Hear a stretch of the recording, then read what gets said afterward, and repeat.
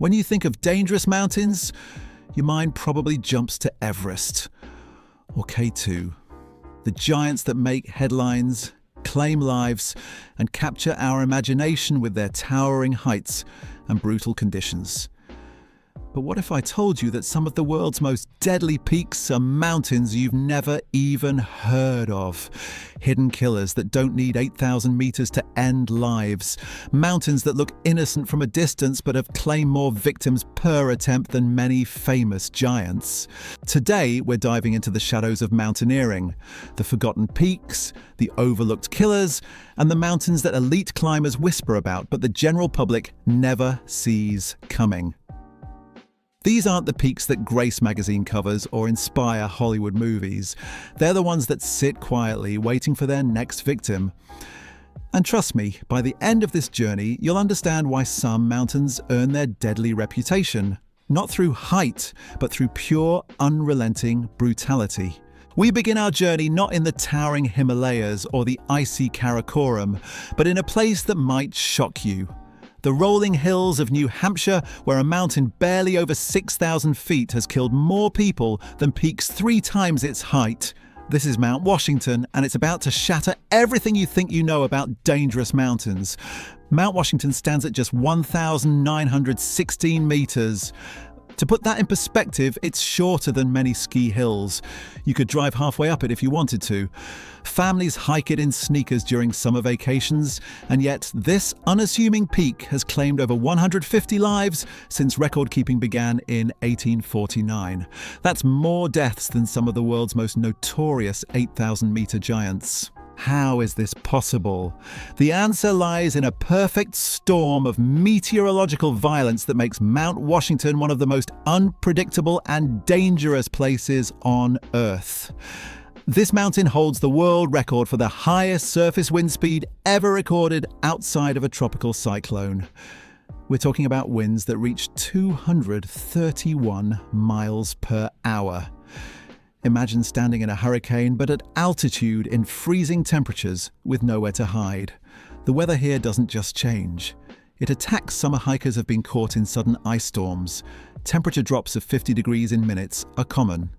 The mountain creates its own weather system, pulling moisture and wind from 3 different directions and turning them into a meteorological nightmare that can kill the unprepared in hours. What makes Mount Washington particularly deadly is its accessibility. Unlike remote peaks in Alaska or Asia, this mountain sits right next to major population centers. Weekend warriors drive up from Boston thinking they're going for a pleasant day hike. They see the modest elevation and assume it's safe. They couldn't be more wrong. The avalanche statistics are particularly sobering. Between 1947 and 2022, there were at least 15 avalanche accidents on Mount Washington. 10 of them were fatal. These weren't inexperienced hikers either. 5 were skilled skiers, 7 were technical climbers, and 5 were experienced mountaineers. The mountain doesn't discriminate. It kills beginners and experts with equal efficiency. But Mount Washington is just the beginning. From the deceptive hills of New Hampshire, we travel to the granite towers of Pakistan's Karakoram range, where a mountain known simply as the Ogre has earned a reputation that makes even elite climbers think twice. Baintha Brak rises 7,285 meters into the thin air of the Karakoram. But height isn't what makes this mountain legendary among those who know. It's the technical demands, the commitment required, and the brutal reality that over 20 expeditions have tried to reach its summit. Only 3 have succeeded. The Ogre earned its fearsome reputation during its first ascent in 1977. British climbers Doug Scott and Chris Bonington reached the summit after days of technical rock climbing at extreme altitude. The descent turned into a nightmare that would become mountaineering legend. On the first rappel from the summit, Scott broke both legs. Bonington broke ribs and developed pneumonia. They spent a week descending in a major storm, crawling and dragging themselves back to base camp. That first ascent was so traumatic, so demanding, that nobody even attempted the mountain again for 24 years. Let that sink in. While dozens of teams were lining up to attempt Everest, the Ogre sat untouched for nearly a quarter century. Not because permits were restricted or access was denied, but because the mountain had earned such respect among climbers that few dared to try.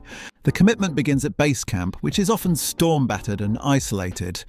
From there, every route hides danger. The granite faces are steep and unforgiving. The weather is unpredictable, and unlike the 8,000-metre peaks with their established routes and fixed ropes, the Ogre offers no easy passage. Every metre gained is earned through technical skill, mental fortitude, and more than a little luck. What makes the Ogre particularly insidious is that it looks climbable. Unlike the obviously forbidding faces of peaks like the Eiger North Face, the Ogre's granite towers appear almost elegant from a distance. This false sense of possibility has lured expedition after expedition into its clutches, only to turn them back broken and humbled. From the granite nightmare of Pakistan, we fly across the globe to the remote ranges of Peru, where a peak that most people can't even pronounce has become synonymous with survival against impossible odds. This is Siula Grande, and while it gained fame through a book and documentary, the mountain itself remains one of the most dangerous and technically demanding peaks in the world. Siula Grande stands 6,344 metres high in Peru's 𝐂𝐚𝐻𝐭𝐞𝐫𝐬. It's not the tallest mountain in the range, not even close to the height of many Himalayan giants, but what it lacks in elevation, it makes up for in pure, unrelenting difficulty. This is a mountain where every route is graded at the highest levels of technical difficulty, where access alone requires serious mountaineering skills, and where the weather can turn deadly without warning. The mountain gained international recognition through Joe Simpson's harrowing survival story from 1985. Simpson and Simon Yates completed the first ascent of the West Face, a route so technically demanding that it pushed the boundaries of high-altitude climbing. But it was the descent that turned their achievement into legend. A fall, a broken leg, a cut rope, and a crawl back from certain death that lasted days. What many people don't realise is that Simpson's survival story, dramatic as it was, represents just one of many close calls on this mountain. Siula Grande doesn't forgive mistakes. The routes are sustained and technical from bottom to top. The weather in the Cordillera Huayhuash is notoriously unpredictable, and the mountain's remote location means that rescue, if it comes at all, will take days. Climate change has made Siula Grande even more dangerous in recent years. Traditional routes that relied on stable ice and snow conditions have become unpredictable death traps. Rockfall has increased as warming temperatures destabilize the mountain's face.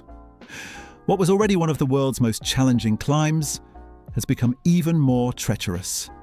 Access to Siula Grande requires crossing dangerous terrain just to reach base camp. There are no roads, no porters, no infrastructure of any kind. Climbers must be completely self-sufficient, carrying everything they need for weeks in one of the most remote mountain ranges on Earth. The combination of technical difficulty, extreme remoteness, and unpredictable conditions makes this mountain accessible only to the world's strongest and most experienced climbers. But here's what makes these mountains truly terrifying. Unlike the famous 8,000-metre peaks where death often comes from altitude sickness, exhaustion, or simple bad luck, these forgotten killers demand perfection. One wrong move, one moment of inattention, one miscalculation, and the mountain will end you without hesitation. The psychology of these mountains is what separates them from their more famous cousins. Everest kills through attrition, wearing you down over weeks until your body simply gives up. 𝐂𝐡𝐚𝐩 destroys through objective hazard, avalanches and seracs that fall regardless of your skill level. But these hidden killers, they hunt you.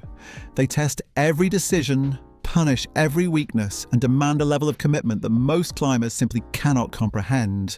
Take the North Face of the Eiger in Switzerland. At just 3,970 metres, it should be a weekend climb for experienced alpinists. Instead, it's known as the Murder Wall, a limestone nightmare that has claimed over 60 lives since serious attempts began in the 1930s. The route itself reads like a horror story. The Henterstoiser Traverse, a section so exposed and committing that retreat becomes impossible once you've crossed it. The Death Bivouac. named for the frozen bodies that once marked the spot. The White Spider, an ice field where avalanches funnel down from above with no warning. What makes the Eiger particularly sinister is its visibility.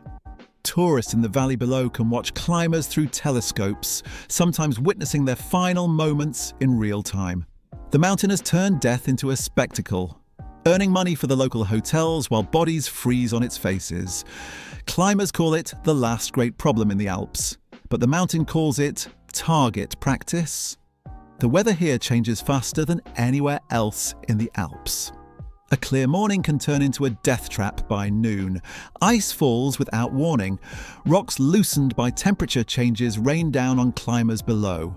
The Eiger doesn't just test your climbing ability, it tests your judgment, your nerve, and your willingness to retreat when every instinct tells you to push forward. Moving east across Europe, we encounter another deceptive killer hiding in plain sight. The Matterhorn, that picture-perfect pyramid that graces every Swiss postcard, every chocolate box, every romantic vision of the Alps. At 4,478 meters, it looks almost friendly compared to the giants of Asia. Tourists pose for photos at its base. Cable cars carry sightseers to viewing platforms. And yet this iconic mountain kills more climbers per year than many of the world's most notorious peaks. The Matterhorn's deadliness lies in its deception. The summit looks so close, so achievable. The route appears straightforward from below.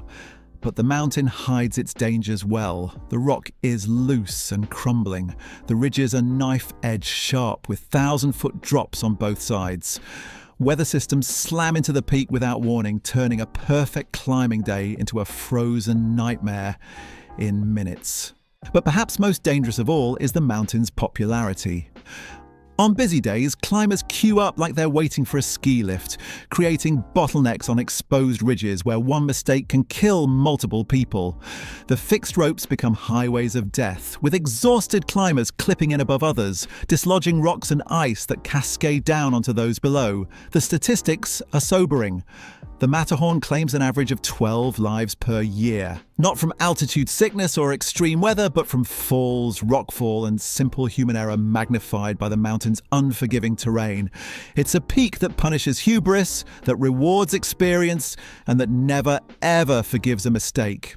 From the crowded death trap of the Matterhorn, we travel to one of the most isolated and technically demanding peaks on Earth.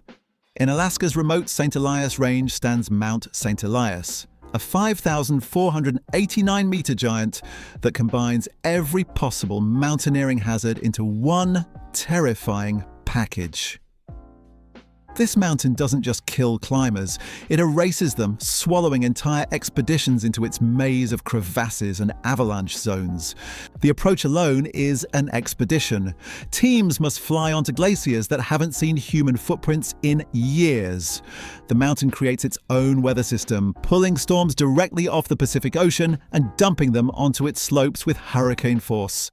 Temperatures can drop to minus 40 degrees Fahrenheit. Winds regularly exceed 100 miles per hour. And the mountain is so remote that rescue is often impossible for weeks at a time. What makes Mount St. Elias particularly dangerous is its sheer technical difficulty combined with its Arctic conditions. This isn't a walk-up like some of the more popular Alaskan peaks.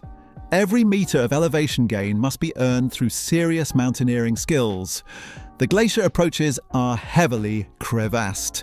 The rock bands require technical climbing at extreme altitude, and the weather window for summit attempts rarely lasts more than a few hours.